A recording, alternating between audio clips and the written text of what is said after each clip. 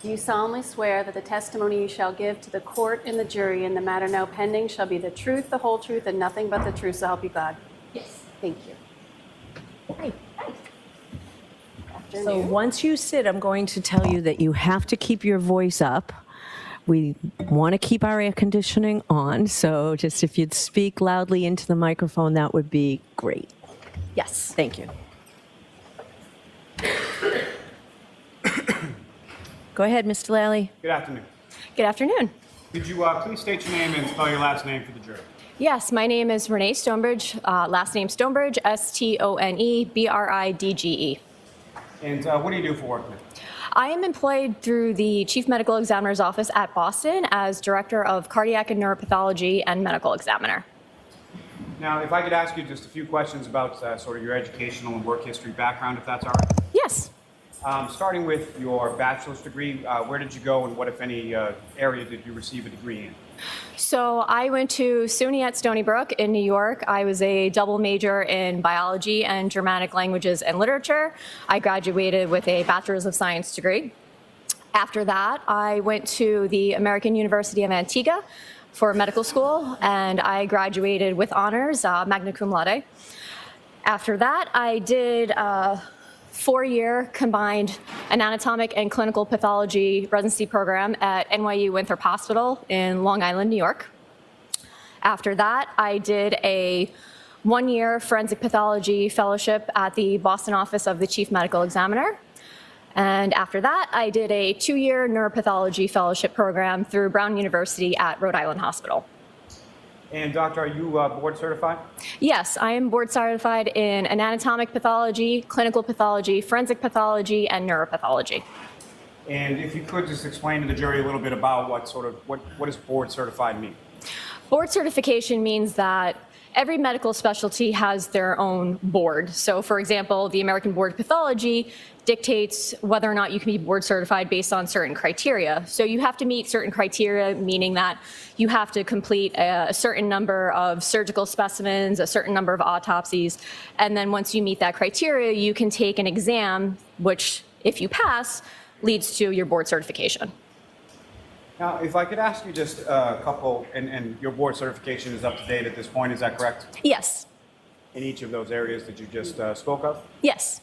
Now, if I could ask you some general terms as far as if you could define them for the jury. First of all, what is pathology in a general sense?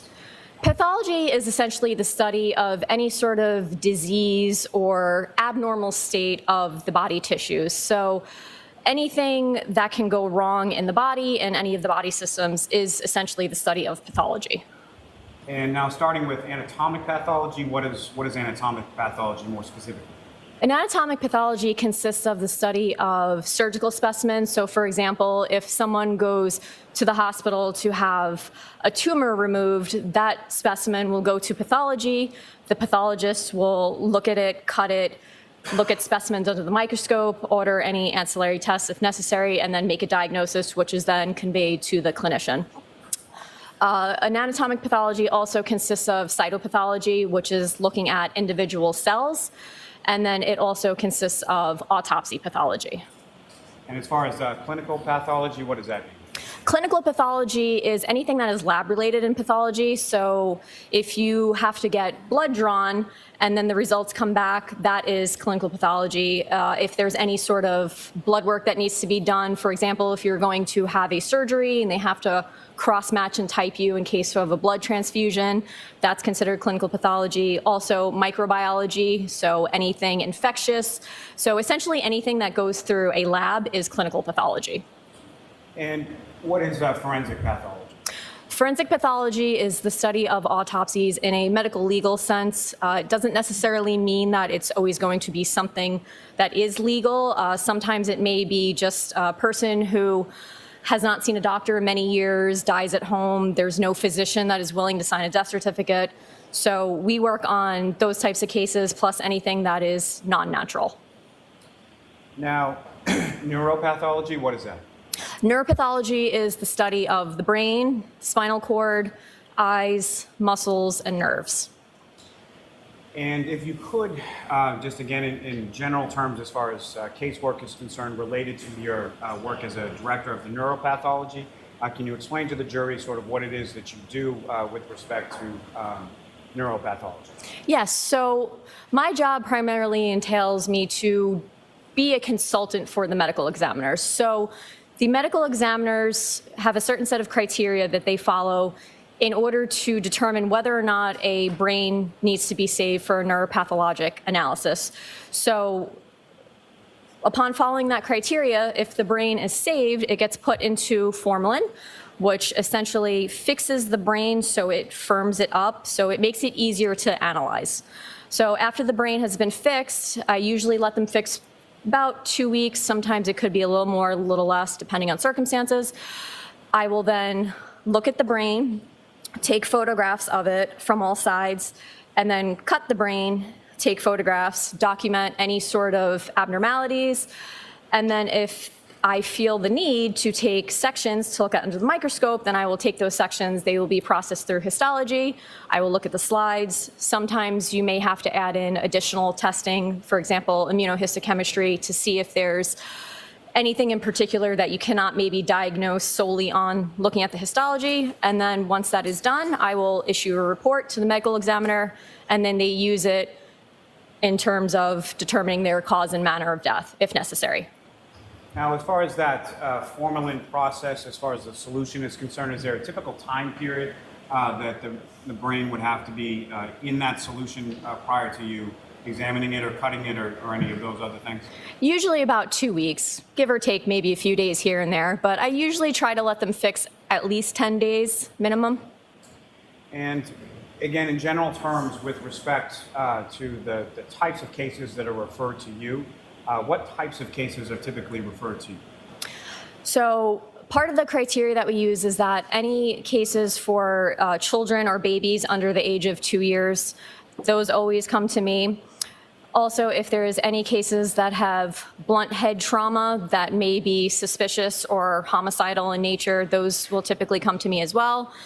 Some of the other cases may be just a difficult neuropathologic entity that a non-neuropath trained medical examiner may not be able to really diagnose.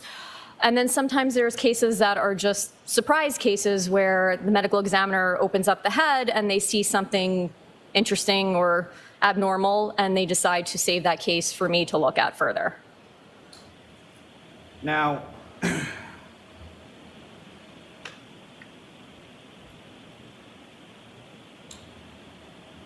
with respect to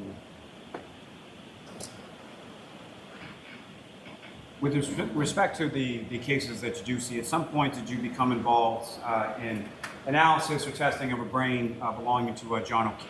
Yes. And who was the doctor that was the medical examiner that made that referral in this case? It was Dr. Irini Scordi-Bello. And with respect to your analysis here, obviously you looked at the brain. What, if any, other sources of information did you review or did you look at in ultimately formulating your opinion in this case? So at the time when I was able to cut the brain of Mr. O'Keefe, I had information that was relayed to us from our intake department. So when a case gets called into the medical examiner, it gets taken by the intake department, and they're given kind of just a rough summary of the case. I also had the police report, I had the EMS report, I had the medical records from when Mr. O'Keefe was in the hospital. I also had medical records from the primary care physician. I had autopsy photos, and I also had, I believe, just refer to my notes here because I had a lot of notes. I also had the inventory and tracking sheets, which are notes created by the medical examiner, and the neuropath request itself. Now, are you familiar with some terms in relation to injuries that you would observe as far as from a neuropathological perspective, as far as injuries being acute, subacute, or remote? Yes. And can you explain to the jury sort of what those are and what those mean? So it depends on circumstances. Acute generally is something that happened within a very short time frame.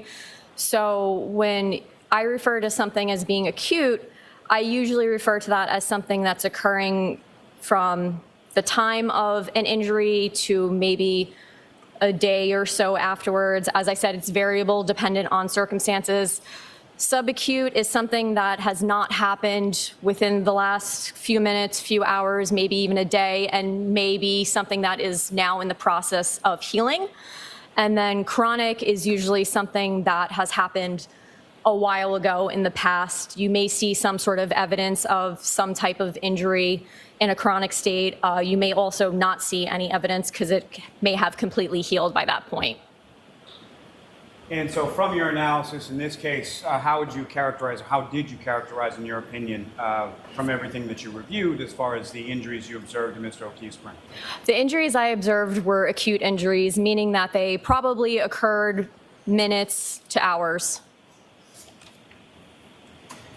Now, if I could turn your attention to your findings as far as when you conducted your analysis and your testing in this particular case, what, if anything, did you find as far as injuries to Mr. O'Keefe's brain?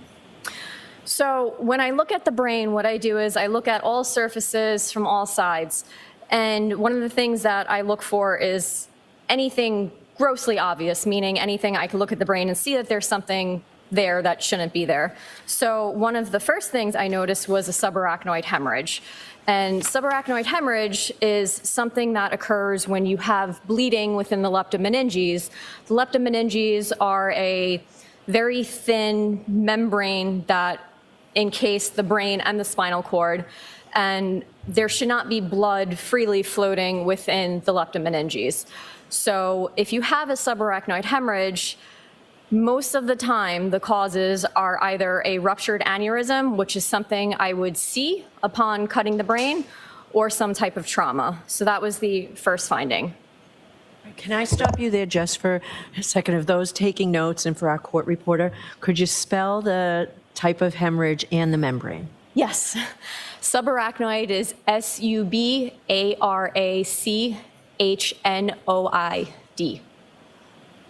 And leptomeninges, LEPTOMENINGES. Thank you very much. You're welcome.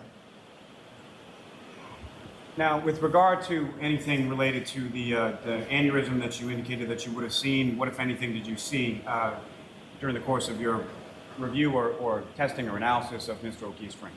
So aneurysms are typically seen in the cerebral vessels that sit around the base of the brain. So there's something called the circle of Willis, which is the main arterial supply. It sits around the base of the brain, and it's kind of shaped like a circle that has vessels that come off that extend to other areas of the brain. So typically, if there is an aneurysm that is ruptured, it's going to be located somewhere in one of those vessels. So upon observing those vessels, I did not see any evidence of any aneurysm or any sort of natural disease state that might have led to a rupture in one of these vessels. Also, sometimes these vessels, since they do go deep into the brain, you may only see the rupture upon cutting the brain. And I did not see any evidence of any rupture of any of these vessels anywhere in the brain. Now, as far as the subarachnoid hemorrhage that you observed, where was that located within the brain, and if you could? So the subarachnoid hemorrhage was on the frontal poles, which is essentially right here in the front of the brain. So the frontal lobes obviously sit in the front, and then the poles are the very frontmost portion of the brain. So it was on the frontal poles. It was also on the left temporal pole. So the temporal region is right here in the temporal region, and because of the way that the temporal lobe is shaped, it kind of has a little loop right in the front, so it has a pole as well. So it was on the left temporal pole, and then it was also in the left lateral fissure. So you have a frontal pole here, you have the temporal lobe right here, and then the lateral fissure goes kind of in between the temporal and the frontal lobes. So you have the hemorrhage here, and then hemorrhage right there. So it's kind of all concentrated almost in one area. But then there was also hemorrhage of the posterior surface of the right temporal as well, so on this side. Now, doctor, I'm probably going to butcher this horribly, but just as far as the bilateral unci, are you familiar with that? Yes, so the unci are the medial portion of the temporal lobes. So the brain is essentially oriented in a way that each hemisphere, the right and left hemisphere, are the same. The unci are the most inner portion of the temporal lobes. So the unci sit just next to the brainstem. So if you have anything that causes herniation of these unci, they start to push inwards onto the brainstem.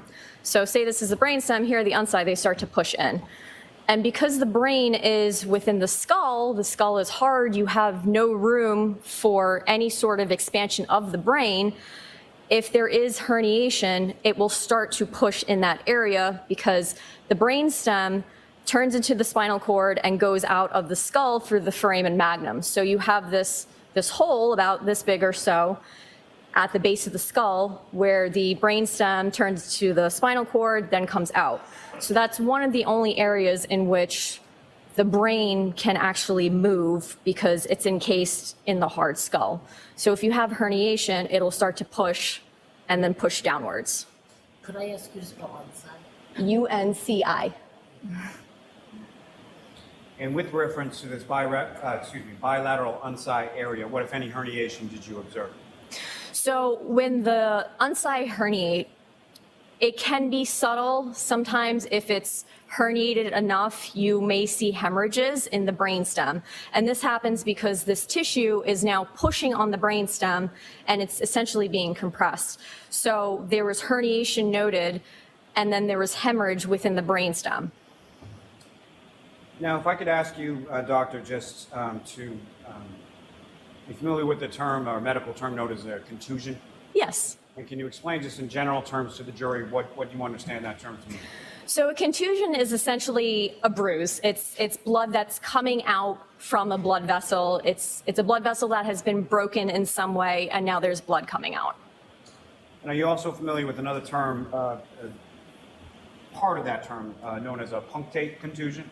Yes, so punctate is essentially just a way to describe the size of a contusion. When I say punctate, I mean something that's very, very tiny, almost just like a dot. And with respect to punctate contusion, what, if anything, did you observe in Mr. O'Keefe's brain, and where was it located? So there were punctate contusions in the frontal and temporal cortices. So frontal, once again, is the front portion right here. Temporal is kind of right behind it in this area. And the cortex is the gray matter of the brain. So it's a thin strip that kind of just goes around the brain, and then the white matter is underneath all that. So in traumatic injuries, you can see punctate contusions or even larger contusions in the cortex. It usually indicates that the brain has been pushed against something, which is now causing these little blood vessels to rupture, hence seeing the contusions because the blood is no longer contained in the blood vessels. Now, doctor, with regard to the subarachnoid hemorrhage, is there anything that you're able to do as far as measuring that? It's hard to measure because it's usually pretty vague. It's not usually something that is a well circumscribed, meaning I could say it starts here and ends here. A lot of times with subarachnoid hemorrhage, because it's sitting in this space that it's not supposed to be in, it can spread, so it may be thicker in one area, thinner in another. So you may have some that may appear just as a very faint hemorrhage, and then some that might be very thick, which you can physically measure. So I usually just give an area where it is and say it's here, it's there, because it's almost like measuring something that has blurred edges. You can't really get a completely accurate measurement. And what, if anything, were you able to observe or measure with regard to the subarachnoid hemorrhage in the area of the left prefrontal lobe?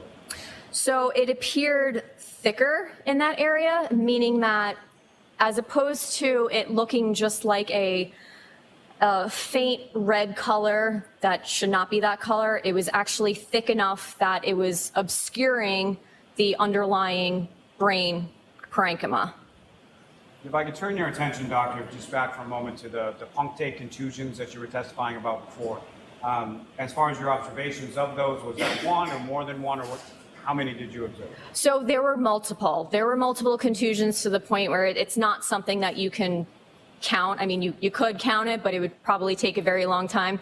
If it had been something like 1 or 2, 3, 4, maybe a handful, it would probably be something I would say there are 3 here, 4 there, but there were so many that it didn't serve a purpose to count. And the number of those, what if any significance did that have in regard to your analysis, your observations, or your opinion? So given that there's multiple, it means that there's enough pressure in the brain that there were many surfaces that were pressing on the bony prominences of the skull, which was leading to a lot of blood vessels rupturing, causing these contusions. Now, I think you've talked a little bit, but just in general terms, if you could describe for the jury, what is a hemorrhage? So a hemorrhage is essentially blood that's coming out from a vessel. So it's like a bruise. Hemorrhage, bruise, contusion, they're fairly similar. Some people use them interchangeably, but it's essentially blood that's no longer contained in a blood vessel.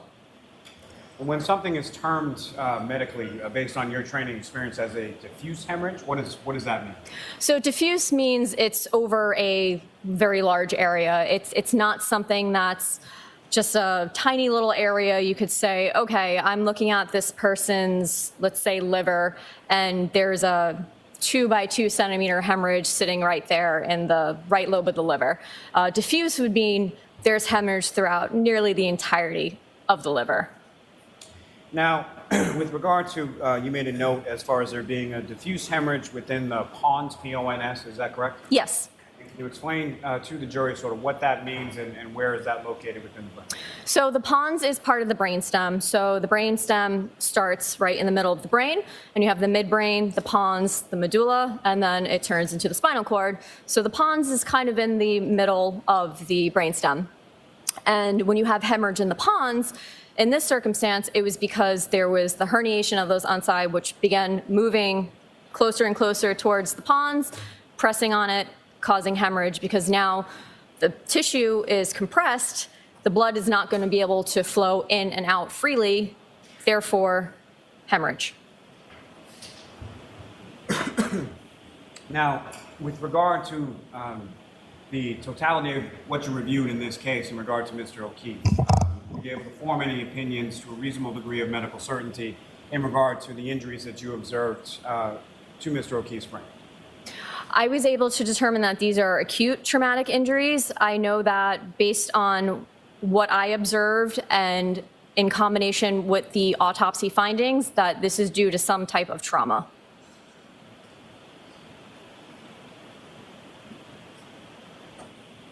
If I could ask, as far as you have certain findings as far as the intraventricular hemorrhage and occipital horns of the lateral ventricles, correct? Yes. If you could please explain to the jury what exactly does that mean? Yes. So the ventricles are almost like a tunnel system of the brain in which the cerebrospinal fluid flows through.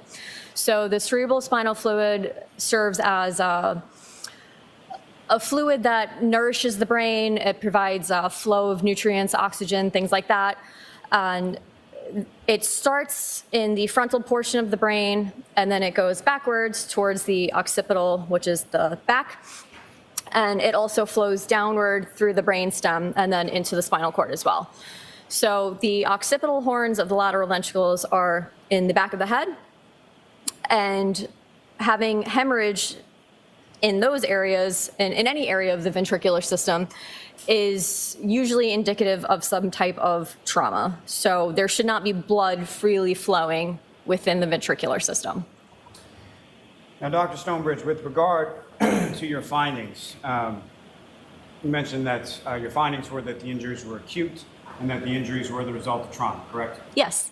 What, if anything, can you say or can you opine as to the mechanism for those acute traumatic injuries? It was something that required some type of force, given that there were skull fractures. I can't say what type of force or how much force, but it was definitely something that caused some type of force, which led to the skull fractures and then the subsequent brain findings. And the brain findings in particular that you made, were those consistent with the fall? They can be, yes. Can they also be consistent with being struck by a vehicle and then going to the ground? Yes, they can be. Thank you, doctor. I have no further questions, Your Honor. You're welcome. Cross-examination?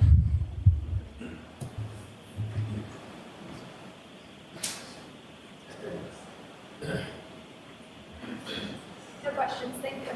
You're welcome. Doctor, thank you very much. You are all set. Thank you.